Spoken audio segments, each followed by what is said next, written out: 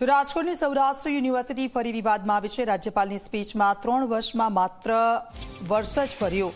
3 વર્ષથી એક જ જેવી સ્પીચ આપતા વિવાદ થયો છે। દીક્ષાંત સમારોહની સ્પીચ યુનિવર્સિટી જ તૈયાર કરે છે।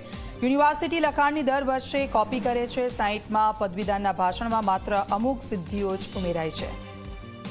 તો 3 વર્ષથી એક જેવી સ્પીચ આપતા વિવાદ થયો છે। સૌરાષ્ટ્ર યુનિવર્સિટી કે જેમાં સતત વિવાદ ઉપર વિવાદો થઈ રહ્યા છે અને વધુ એક આ વિવાદ સામે આવ્યો છે। 3 વર્ષની એક જેવી સ્પીચ આપતા વિવાદ થયો છે।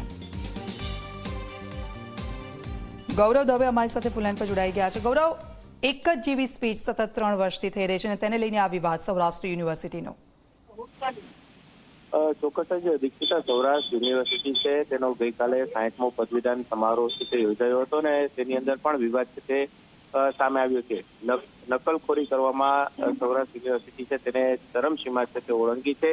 કારણ કે કુલાધિપતિ તરીકે રાજ્યપાલ ની સ્પીચ છે તે સૌરાષ્ટ્ર યુનિવર્સિટી દ્વારા તૈયાર છે તે કરવામાં આવતી હોય છે, પરંતુ જે છેલ્લા 3 વર્ષની જે સ્પીચ છે તેની અંદર કોપી છે તે કરવામાં આવ્યું હોવાનું સામે આવી રહ્યું છે। દીક્ષાંત સમારોહમાં રાજ્યપાલની જે સ્પીચ છે તેની અંદર જે ખાસ કરીને 56 અને 57ના વર્ષની જે સ્પીચ હતી તે જ 60મા વર્ષની સ્પીચની અંદર પણ ઉમેરી દેવામાં આવી છે ને તેની અંદર માત્ર અમુક સિદ્ધિઓ છે તેની અંદર જ ઉમેરો છે તે કરવામાં આવ્યો છે।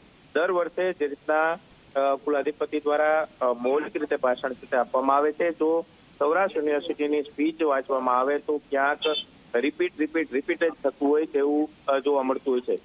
પરંતુ વિદ્વાન જે રાજ્યપાલ ખાસ કરીને આચાર્ય દ્રેવવત છે કે તેમના દ્વારા પોતાના મૌલિકતાથી આ સ્પીચ છે તે આપવામાં આવે છે। એટલા માટે સૌરાષ્ટ્ર યુનિવર્સિટીની જે ભૂલ છે તે સામે આવતી નથી, પરંતુ આ વખતે જે તેમના લેટર છે તે સ્પીચના વાયરલ થયા છે ને આ વાયરલ લેટરની અંદર સ્પષ્ટ રીતે જોઈ શકાય છે કે સૌરાષ્ટ્ર યુનિવર્સિટી માત્ર સ્પીચની એકબીજાના વર્ષની કોપી છે તે કરતી જોવા મળી રહી છે।